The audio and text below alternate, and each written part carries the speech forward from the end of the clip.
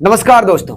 उत्तराखंड में हुए gym trainer Wasim Khan की हत्या के बाद उस क्षेत्र में सनसनी फैली हुई थी और तमाम लोग इसको लेकर ट्विटर पर ट्रेंड भी करा रहे थे और उनके परिवार वाले लगातार इंसाफ की गुहार लगा रहे थे, लेकिन आज तक उसे इंसाफ नहीं मिला।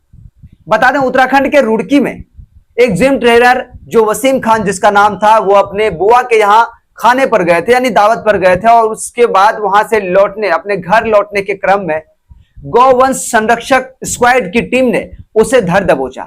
इसे धर दबोचा भी नहीं कह सकते क्योंकि उसमें उसकी कोई गलती नहीं थी, कोई भूमिका नहीं थी, लेकिन उस पर जबरदस्ती आरोप लगाकर कि वो मांस तस्कर है या गौ तस्कर है, इसका आरोप लगाकर उसे जो है कि मारा गया। पहले बुरी तरह से मारा गया, उसके बाद उसे तालाब में फेंक दिया गया उसे मरने के लिए।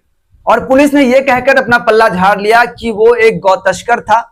जब पुलिस उसे पकड़ना चाहिए या फिर गौवंश संरक्षक की टीम उसे पकड़ना चाहिए तो वो भागने के फिराक में था और भागने के दरमियान पुलिस से बचने के लिए वो तालाब में कूद गया और डूबकर मर गया।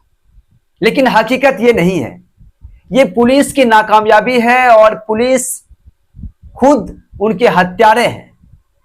अब जरा सोचिए दोस्तों, यदि कोई पुलिस जो लोगों की रक्षा करते हैं, जिसके ऊपर देश की रक्षा का उसके कंधे के ऊपर जिम्मेदारी दिया गया है, अगर वो ही हत्यारे होने लगे तो इस देश में लोग कैसे, आम आवाम कैसे अपने आप को सुरक्षित महसूस करेगा। इसको लेकर एआईएमआईएम के प्रमुख असदुद्दीन ओवैसी, बैरिस्टर असदुद्दीन ओवैसी ने भी अपने ट्विटर पर ट्वीट किया है।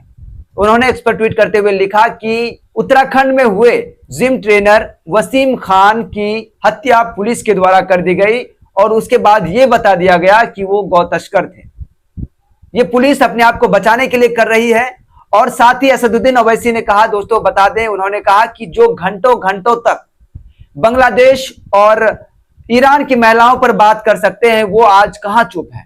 उसे वसीम की जिम ट्रेनर वसीम खान जिसकी हत्या कर दी गई पुलिस के द्वारा, उसकी चिंता क्यों नहीं है? क्या इस देश में लोगों को इसलिए इनकाउंटर कर दिया जाता है या फिर उसे मार दिया जाता है उसके धर्म को देखकर? क्या अगर कोई मुस्लिम है तो उसे किसी भी तरह से किसी भी आपराधिक धारा लगाकर उसे जेल में बंद कर दिया जाएगा? क्या कोई मुस्लिम है तो उसके नाम से, उनके कपड़े से, उनके पहनावे ओढ़ावे से पहचान कर उसे इस तरह से मारकर तालाब में फेंक दिया जाएगा?